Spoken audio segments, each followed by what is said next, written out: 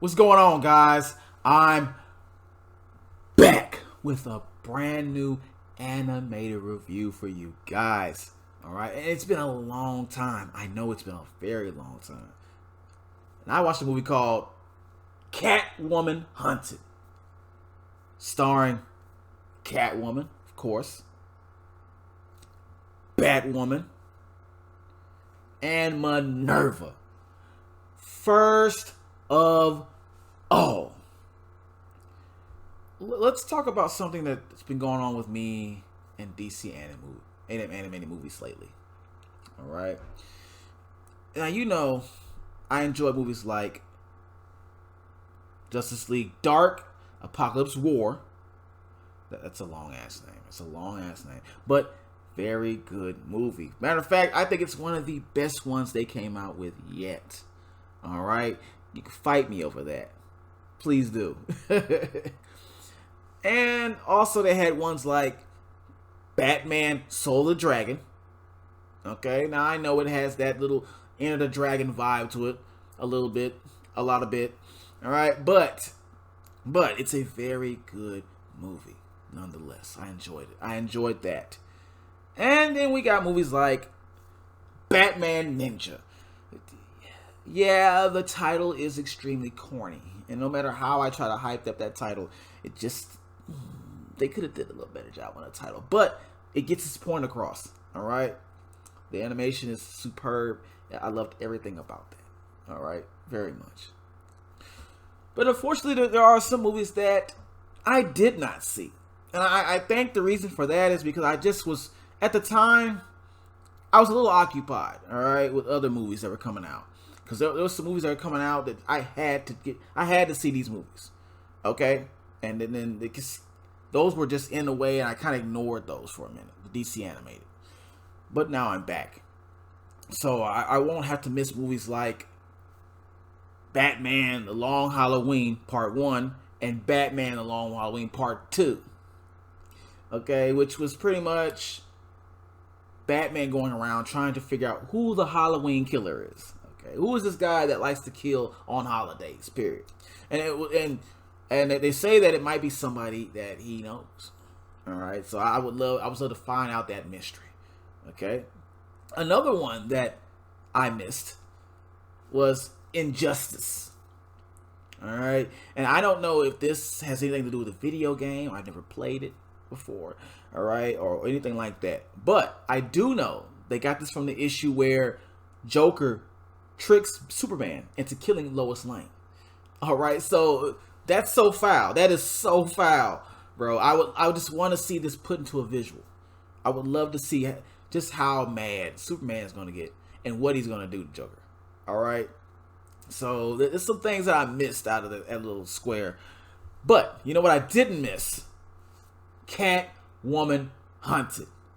And my question is Catwoman Hunted going to be the perfect way to get back into the DC animated universe? Or is it not? About to find out. Let's go. Catwoman Hunted. For those who don't know, for those who are not aware, if you're not aware of this movie, honestly, I'm going to let you slide. Because the DC animated movies are really... strictly for the fans. Okay, unless you come in, you have to watch. You gotta watch one movie. Once you watch one of these movies, you get hooked. Okay, but if you haven't seen any of these movies, you're probably not going to care. I don't blame you. You're probably not going to care if you haven't seen any of these films. Okay, we're a small circle that's getting bigger. Let's just say that we're getting bigger. Every time somebody watches one, we got a new fan. All right, it only takes one. So I'm gonna let you slide on that one. Catwoman Hunted. It's pretty much about this little heist that Catwoman's planning, of course. And you know, she infiltrates into this costume ball thrown by a criminal elite. All right, a criminal organization that is just very strong within Gotham City. And she knows where the jewel is already, or the diamond, whatever the hell. She knows where it's at already, and she's ready to go get that jewel. Okay? But the only problem is, somebody from the Bat family already knows what she wants to do. They're already 10 steps ahead of Catwoman. So as soon as she tries that, she gets intercepted. All right, and now they're using her for bait to bring down this criminal organization, and that's the premise of the movie. All right. Positives. I have to say something off the bat right here. The animation in this movie is so smooth. Okay, it's good. It's really good. It's almost the same. It's like an anime. It's almost the same style as Batman Ninja. Okay, same style as that, almost. But you know, it's almost like Batman Ninja was the Japanese anime, and this is like Chinese anime. Now, I don't know if that's supposed to be really a difference. I feel like there's a difference between that. If there's not, let me know in the comments. Okay, just let me know. But yeah, I could see the difference in that. And the CGI was not overused. Yeah, it slips in and it slips out, and it's done in a tasteful way. All right, so the CGI is not overused at all, and I like that because a lot of cartoons or anime movies like this, you can see the CGI so plain as day, and it's very tacky. It's very tacky. Okay, okay. So this didn't do that. This didn't do that. Another thing I liked about this, the score.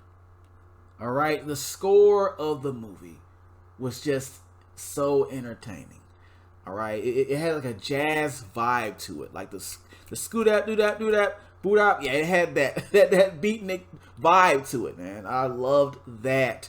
All right, it reminds you of background music like Cowboy Bebop, how they did, and I think some of the same producers or animators or something is connected to this. This is why this movie was done in the way that it's done. If so, kudos, because I loved all that. All right, I was just jamming out while watching this. There was downtime in it, and you still were up. You still were just tuned in to what you're watching because of the background music. All right, I loved that. I loved that. Another thing that I loved about this movie. Well, you know how I feel about PG-13 ratings. All right, I'm a little skeptical. I don't care if it's live action or animated. I still feel the same way about PG-13. You really have to bring it when you are PG-13. You got to bring it. You got to really bring it. All right, and this movie knew how to push the envelope. It knew how to push the envelope when it comes to PG-13 ratings. All right, because for one thing, you have the violence. There is a lot of fighting in this movie, a lot of fighting and a lot of violence, and there is blood.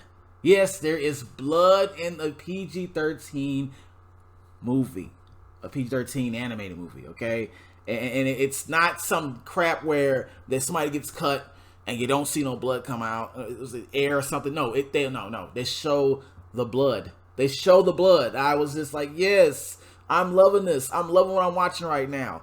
Good, keep that up. The fight scenes are also just on point. Most of them. I will get to that later. But most of the fight scenes are on point. All right, I just want to say that. One thing that the PG-13 envelope they pushed in with this was the sexuality. Okay, hear me out on this, and I'm gonna say this, knowing what you're gonna think. Catwoman is a sexual character. Okay, that's just what it is. I don't care if you hate that or not. She is a sexual character. All right, she uses her sexuality to persuade men to get what she wants. She can do her robberies and steal from them. Women too. Okay, obviously women too, and that's just a part of her thing. That's a part of her. So you can't take that away. And this movie did not take that away. They definitely used that to their advantage. And so did she. Okay, I liked that. They didn't do it in a distasteful way. We know it's PG-13 and all that, but they didn't do it in a distasteful way. All right, they did it the right way. Okay. Loved that part. Loved all of that. You got it. Now, Negatives. This movie had some of the cheesiest dialogue that I've ever heard. Okay, some cheesy dialogue. I don't know how many times Catwoman sat there and told someone, "Ooh, you better watch it. I'm gonna steal him away, or I'm gonna steal that away." How many times are you gonna say you're gonna steal someone away at the costume ball? All right, the joke was never funny. The joke was never funny. It was, I don't know if you thought, or they thought by the 16th time that they said it, that it was going to be laugh out hilarious. I'm not sure, but it wasn't funny the first time that you said it. Okay, so please, and there were other things in this movie that were lines in this movie that were so corny and so stupid. And I think they thought they were funny, but they're not. I've heard funnier jokes on other PG-13 movies before. Funnier than this. So it's not the fact that it's PG-13. That has nothing to do with this. All right? Just please step your game up. Step your game up. That's it. Step the game up. All right? Please do that. Another thing that I hated about this movie had a very unnecessary fight scene towards the end. Okay, there's this character called Solomon Grundy, or whatever. If his name is wrong, it'll be at the end, bottom of the screen. It's a huge white Frankenstein looking thing. I'm not saying white is in race. I'm saying or color, or whatever. I'm saying white is in. It actually was a white monster. Okay. And it was nothing but a weak knockoff Frankenstein. All right, and there was no reason to even fight this guy. No reason to even put him in there. Was nothing to that. There was nothing to that fight. That fight it dragged things out so long. It dragged out everything. Like, it was a very unnecessary fight. And I wish between the time that they fought the ninjas at the end and they get to the big boss, the final boss, like a video game or something. I'm not going to say who the final boss is. If you are a DC head, you've already gotten the hint of who the final boss is. All right. So, yeah, the final boss at the end is the better fight. Okay, let's just put it like that right now. Just skip past all that. That was unnecessary. I got irritated with that. I fell asleep. I had to wake up and watch that again because that whole fight was just unimportant, very unimportant to me. It was irrelative to what else is going on. It irritated me. I was like, you're dragging this out for no reason.